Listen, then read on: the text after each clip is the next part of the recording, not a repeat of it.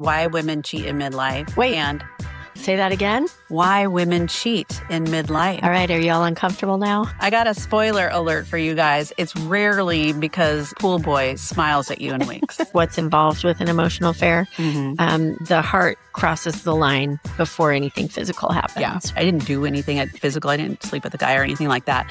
But the emotional connection that I had with that person and the conversations that I was having with that person that I didn't know, and I don't know to this day, I really need to look at this stuff a lot differently. Hey, all you midlife women out there, are you ready to step into spicy confidence? If the answer is yes, then we have some exciting news to share. We are launching a one-on-one coaching program for midlife women who want to start showing up as the most confident version of themselves and who aren't afraid to go after what they really want. This coaching program will help you discover your voice, embrace your desires, and develop your inner confidence so that you can truly live the authentic life you want without holding back. There are only 3 spots available, ladies, so head to the link in the show notes and apply now.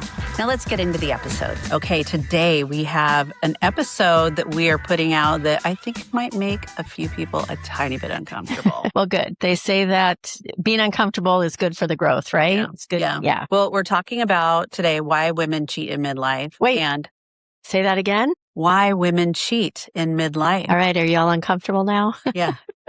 Just wanted to I make guess sure. a lot of these things can probably apply to men, but being that we're women, we kind of have been able to identify these things for women maybe a little bit better. But yeah, I would say there's probably some commonalities with men. But I got a spoiler alert for you guys. It's rarely because Michelle's pool boy smiles at you and winks. Although that probably doesn't. The reason for the cheating is rarely about that, right? Because I don't think that, most women wake up in the morning thinking, I think I'm going to blow my life up today and just like ruin it all. Right. Yeah. Very rarely. Yeah. Unless they're just throwing caution to the wind and going, fuck it, I'm tired of this. I'm just going to go blow my life up. Mm-hmm. There's too many things probably that go along with that. But there's almost always a story underneath what's happening. The affair, or whether it's an emotional affair or whether it is a physical affair, something is a symptom, in my opinion, of a much bigger problem, usually within that marriage. And so we're going to just talk about 3 different ideas that we have as to why these things can happen. And we're going to have our audience kind of give us an idea if we're on the right track, because many of them probably have experienced some of these things too. And just know, to Julie's point, we're going to be speaking about women. This is men and women, but because we're women, we're speaking on that front. And as we're talking about this, I said, as Julie said, but I just too want to say that as we're talking about it, it's not because we approve of it. Yeah. It's all about understanding and trying to understand what is, part of the story or the reasons behind it. Yeah. Because these are the things that nobody really talks about. And I think we can acknowledge that cheating in any capacity is a betrayal. And it hurts. It hurts. Trust me, it hurts, And so just getting to the bottom of some of these things might help you understand your own behavior. And, you might be able to take some of this information and really think about it and see how it applies to you. Can I give the disclaimer? Please. Michelle's our disclaimer girl. There is a disclaimer. Because again, like I said, we're not here to justify betrayal or say that it's okay. But we're here to just have an honest conversation about what leads some women down this path, because the understanding is something I think that is not the same as the approval of it. Right. So absolutely. Okay. Yeah. In my opinion, we acknowledge. And this is a tough subject. It is. To talk about. Yeah. Anytime you think about betrayal, and when you're talking about romantic relationships in any way, whether it's we can say hetero relationship or whether it's a non-hetero relationship, I don't think it really matters. Betrayal's betrayal, right? Yeah. I think I need a drink before we get started. Oh, dear. Yeah. Michelle's on the whiskey. Okay. Okay. I kind of learned this week. It's like I had wine twice this week. I had 2 different glasses of wine. I could not keep my eyes open. I'm at that place now where it's like, if I really want a good night's sleep, I'll have a glass of wine. Well, even wine at our age in midlife here is like, I am. Michelle is, but she also gets up at, 4:30 in the morning or whatever for work. But okay, let's talk about the first thing that we want to bring up. Okay. What do you think the first reason is that is important to note about why women cheat? Well, she doesn't feel seen. Okay. And we've actually had an episode recently about that. Because when a woman doesn't feel seen anymore, I think that's a very big theme in midlife. Huge. For women. Yeah. Right. Yeah. And that's because have spent, like we talk about, so many decades being mom, wife, employee, therapist, feeling invisible, counselor, household manager, all of those things. And somewhere along the line, inevitably, we stop feeling like a woman. Yeah. You stop feeling like a woman because maybe there's not the same type of intensity around desire. Things are not factor. My God, in midlife, I think it's really huge. And I don't know that people really realize that to the degree that women do that are in midlife. But it's like in the workplace, you're seeing it, people that are, hitting 50 and, they're making more money. So they are let go before someone else. I mean, there's just all kinds of things that are happening. So I do agree that is one of them, the whole invisibility in midlife. And when you're in a relationship with someone, things can, if you're not careful, get to be really routine. And so that is part of the routine. And it's not always about sex. No, God, no. I mean, it can be. Just see how we both quickly were like, what? But I mean, it can be. But it can just be sometimes as simple as somebody asking how your day was. You know? So it's that whole kind of being starved. Maybe starved is kind of a, I don't know, dramatic word, but not really. I mean, if you're in a situation where you're not getting any kind of attention from your partner, good, bad, or indifferent, you're just kind of, going with the flow for the day. You're going through the routine. People are having dinner, paying the bills, doing whatever, but they're forgetting the whole reason why they were there to begin with. Yeah. I mean, it's like there is a lack of attention. And it's probably going both ways, honestly. That's what I mean. It goes both ways. I'm sure we'll bring that point up more than a few times throughout this conversation, but it creates resentment. Yeah. And I think women, I don't know about men really. I mean, I guess we'll have to ask, right? Yeah. But it's like with resentment comes a lot of other things that you build walls, you put things around you to protect yourself and justify perhaps some of the behavior that you're starting to see come out of you. Maybe the flirting at the office or the interaction with people that you wouldn't necessarily tell your significant other about. Those are all signs of something perhaps that there's something amiss at home. Well, and I guess I bring to the forefront when that invisible feeling can come from. I was saying it can be something as simple as asking how your day was, or somebody, really looking at you, heartfelt asking that type of question, maybe looking at you like you are attractive as opposed to just wondering where the toilet paper is. Right. Yeah. Where's the toothpaste? Did you get toothpaste? Those very monotonous, everyday things that kind of take the place of, the emotional stuff that we're really needing. Yeah. You mentioned about someone just asking about your day. I think there's the asking about your day and then there's the genuine, I really want to know, right. Or is it just like they asked about your day, but they're on their phone scrolling at the same time does not have the same significance, because I think, we could get into the whole scrolling thing. That's a whole nother thing, but just using the phone as an example, it's like, it really is a big part of deterioration, I believe. And I'm all for the phone. Trust me, I'm all for the scrolling and the phone and the things like that. But what I've come to learn is that you put it down and you need to pay attention to the people that are in front of you, because the people that are on the phone, you don't even know half of that. That literally, when you say you're not feeling seen, bring that phone into the equation. It is so true. Yeah, it is so true. And if you just let it be that, if you're just sitting there and your partner is just like on continual scroll mode, you're going to say scrotum.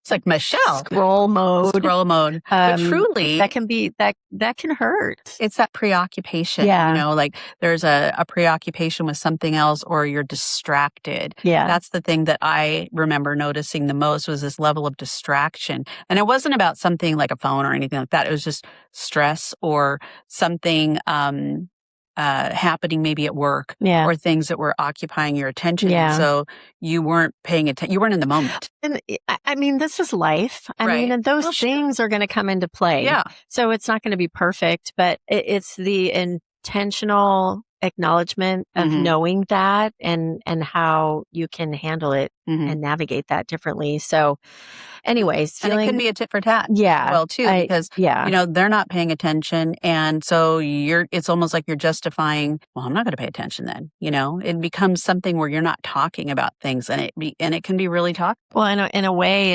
and like we were talking about, when you're feeling emotionally ignored and feeling taken for granted of living like roommates, whatever it is,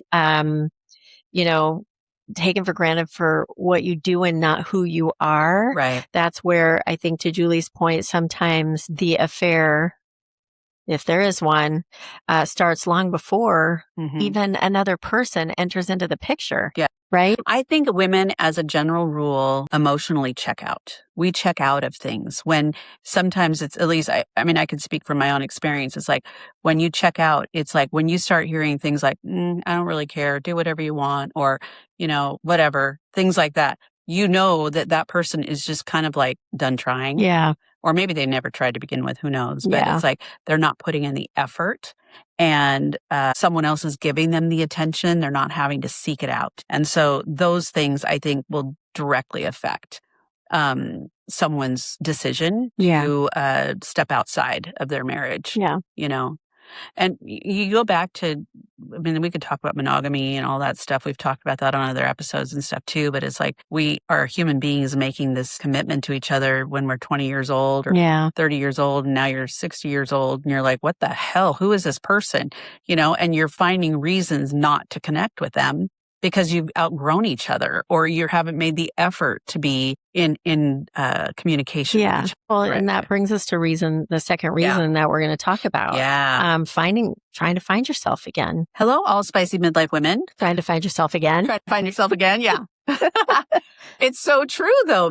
Because midlife creates those identity shifts. Yeah. All of the things that we talk about on here all the time. Would you call that a midlife crisis though? I think that it can be if you're not prepared for it. Yeah. And who's prepared for it? Well, and I guess the whole question is, why would it be a crisis? Is it a crisis because you completely ignored the things that are building up, and have the momentum to get you to this place where you're like, who the hell am I? That's what I mean, those identity shifts. Yeah. And if you're not, and we're really not ready for them. I love out there that it's now being labeled as, and as we are big proponents of, a midlife awakening. It's the awakening because there's so many really great things that go along with all the things that seem like a crisis. Right. Right? Sometimes the crisis is the relationship. Yeah.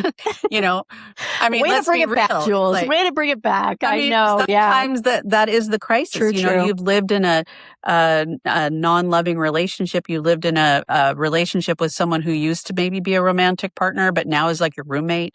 You get along, but you're more like friends, and so the same level of, effort to maintain that connection isn't necessarily there, or you're feeling that connection somewhere else. And so that's where you have to kind of establish, it's like, with this other connection, would my significant other be cool with it? Because I think that would be the gauge that you would have. It's like, if your significant other is not comfortable with you texting some guy back and forth from work, and it's not work related stuff or whatever, then it's probably not the best thing to be doing. Well, if you even have to ask yourself the question. Right. It's kind of like wearing that questionable outfit.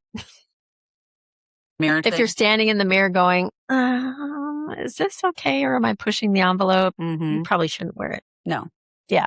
But don't go back to Michelle does that all the time. Yeah. She pushes the envelope and it works for her. I do. Yeah. And I do push. God help that woman. She has the coolest outfits, but that's totally beside the point. So yeah, women waking up and seeing other men seeing a woman as she used to be seen by the person she's married to. Well, and because they don't know all these things about you, so it feels exciting. It's like this reminder that you're still alive. You still have that factor. They haven't seen you at your absolute worst. They haven't seen you with your hair all messed up and, bad breath and you forgot to take your makeup off or snoring. or you're farting in your shorts or what. I don't know. I'm just thinking of things that can happen. Things that happen when you probably are living with somebody, they see everything. Maybe there's some good boundaries around bathroom time. I don't know, but there are things that your partner sees, you become very comfortable with that person. And I mean, I know way back in the day, like maybe, I don't know, the 50s or 60s, women would literally get up and put their makeup on and go back to bed and pretend. And it's like I knew somebody that never took her makeup on. Crazy. And like the husband never saw her not well put together. And this was only 25 years ago. Can you imagine? It was like somebody a little bit older than me, but back in the day, right? She never took her makeup off until her husband was, asleep. He never saw her without her makeup. I know. Can you even stand it? But that makes me sad. It's like there's this whole part of you that they don't even know. Mm-hmm. And then they see it by accident. And they're like, holy shit, who is this person? Is that the person I married? Yeah, it's the person I married that's been putting on a veil the whole time because they don't know that you'll accept them the way that they truly, truly are, So anyway, just a thought. But midlife women are definitely in a position in most cases where they are trying to find themselves. They are, whether you've had families, we've talked about this many times, obviously, but you have families, you have careers, you have so many responsibilities, and you kind of lose yourself, or you could potentially lose yourself. Well, and in another relationship, it's like feeling just like we were just talking about. But even so, it's not, I don't think it's always about wanting another man. Right. It's kind of can be about the version of yourself that you become when you are around someone else, right? Mm-hmm. It's not about, it is, it's not about that. You know what I mean? Yeah. That I refilled the toilet paper. It's more around, you have beautiful eyes or whatever he's trying to say. You feel desired again. It seems adventurous, right? Yeah. Exciting. There's validation, I'm sure, that comes from it. But that's stuff that happens like in the beginning of relationships too. Like when people, probably the same thing that happened when you met your husband. It's also, I think important to point out though, this is one of the reasons we talk so much about having confidence in midlife. Yeah. Because really the validation, when you have a sense of self, when you have that confidence, validation doesn't need to come from outside, but, unfortunately, we tend to allow that in for whatever the circumstances might be. And it can be a slippery slope. But I don't think there's anything wrong with acknowledgement or, validation from your person. If you're like, say you're dressed up to go for an event or something and you look at it and you go, oh my God, you are smoking hot. Let's be late, or it's like, they're acknowledging the fact that you made the effort and you're wearing a pretty dress, or that you put on the makeup, or you got a new pair of shoes or whatever. They pay attention, they notice these things. That goes so far, that goes way further than, the things that don't have any significance to you. Well, it kind of reminds me, about that story you told on a recent episode. It has nothing to do with any kind of sex. Like I was saying in the beginning, that person you met when you were on that girls trip. Oh yeah. And it was just conversation and talking about things and realizing a lot of stuff about yourself. Right. So it's not, and it was having a conversation. This, I'm telling you already, this was not appropriate. I'm not condoning what happened or what I did. I didn't do anything physical. I didn't sleep with the guy or anything like that. But the emotional connection that I had with that person and the conversations that I was having with that person that I didn't know, and I don't know to this day, it had nothing to do necessarily with him, but it had to do with the fact that I was actually having those types of conversations with someone that I wasn't having with your husband. Yeah. And so it made me realize that I was like, wow, I really need to look at this stuff a lot differently because there's something missing. There's something clearly that I wasn't getting. I love this. Just perfect segue into reason number 3 that we're going to talk about. Give it to me. Give it to me, girl. The emotional affairs. Yeah. And how they can sneak up. Yeah. Just like that. It's not anything, it's not, but emotional affairs can start out like that. And then they go deeper. You're starting to lean, like, because you have somebody to talk to. Mm-hmm. So now we're texting, we're getting advice from, we're sharing the struggles that we're going through, right? Mm-hmm. Lunches, maybe you have inside jokes then, connection. You're starting to make the connections with this person. And all of that's going to feel real good if things are all broken, even really shitty at home. On the surface, there's probably some like chemistry tension, sexual tension or something underneath there. Yeah. There has to be, at least not in the beginning, but if you're starting to develop eventually. Yeah. But again, it goes back to, would your partner be cool with this type of interaction that you're having with this person? Or is this something that is breaking a boundary that you've had or a commitment that you've had? And I would argue that men seem to be more concerned about physical boundary breaks, like, did you sleep with that person? Whereas women seem to be more concerned about emotional boundary breaks, because emotional boundaries are a little squishier. But it's like, if someone's taking the emotional attention of your partner or your emotional attention away from your partner, that's a problem. It is. Yeah. I'm just listening to you say that and I'm like, oh, hell no, I would hate that. Yeah. If that was happening, right? Yeah. So especially if you don't even know what the intentions of the other person are, and then you have to think about that other person. What kind of a person is going to be giving you negative advice or, put you in a situation where you feel like you can talk about these things and it might not be positive, maybe gearing you toward, there might be ulterior motives, I guess is all I'm saying, Yeah. So you just have to really think those things through. And, the best person to talk to is the person that you are married to, that you're in love with, that you're, spending this life with. Even though it's probably going to be the hardest thing you've ever done.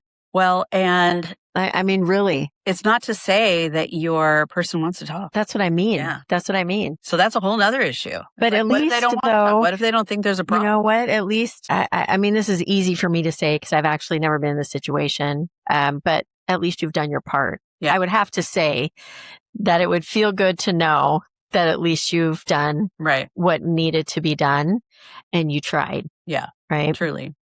So again, going back to what makes people, women in particular, consider, cheating. These are just 3 things we're talking about here, but there are plenty more. Plethora. There are a plethora, I'm sure, of things, and vice versa. Women are not angels. It's like we do inappropriate things just as much as guys do. Yeah. Guys cannot possibly always get it. We're talking from a women's perspective, but we know it goes both ways. So growth being uncomfortable. Yeah. This is part of what it is. So what about social media?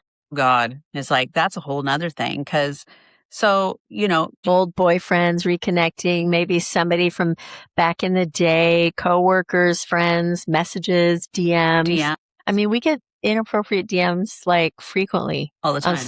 On the social. And Michelle's in a relationship. So that would be, I mean, if she was theoretically, she's not, but if she was theoretically responding and having some kind of interaction with one of these dudes that's reaching out, that would be a little weird, because it would be a betrayal, I think, probably of her relationship, but I can do it. No problem. No, I'm just kidding. No, I'm totally kidding. I don't do it. But anyway, back onto another topic. I mean, but that's a huge factor now. Yeah. That didn't used to be. Well, and you think about people having their phones, right? We talked about phones earlier, and it's like, you've got your passcode on your phone and you don't want your, it's private, right? So if you feel like your partner can't get into your phone, not that they would necessarily, like, I would not be, let me see your phone. I'm not that person.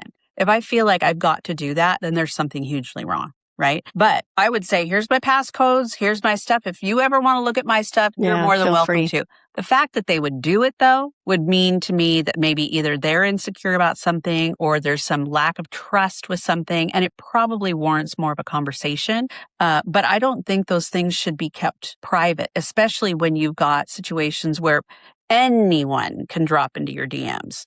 And anyone can pose things to you and create temptation for you. Isn't that crazy to think about? Like, you don't even have to exchange phone numbers anymore. No. That's so crazy. Just as I'm listening to you right now, it's kind of like, wow, because that that would be I could see that being very addictive for somebody to not have to worry about the phone number or have somebody else have it, but could, totally sit there and, how easy it is to sit there and message. Right.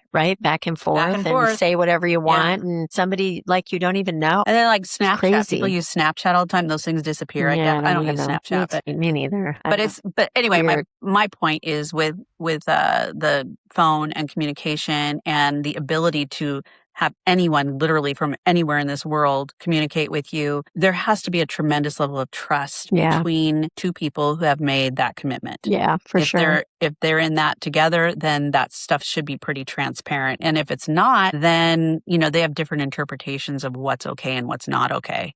And that could be a problem. I think with emotional affairs, just one more thing on that, the heart typically, which is what's involved with an emotional affair, the heart crosses the line before anything physical happens, right? That's where it's a good way of explaining that. So, anyway. Most definitely. I want to give you a couple questions. I want to see how you answer them. Okay. Is this your rapid fire thing again? Yes, I love this. I suck at this. I know. No, you don't. I do. She always has to go, well, it just depends. But I want her just to tell us the first thing that comes on her mind. Okay, is that what it's going to be? The first thing? So, okay. I think, here it is. Even if it doesn't make sense? It makes sense. Okay. I think women feel most disconnected when they're not in touch with themselves. Okay.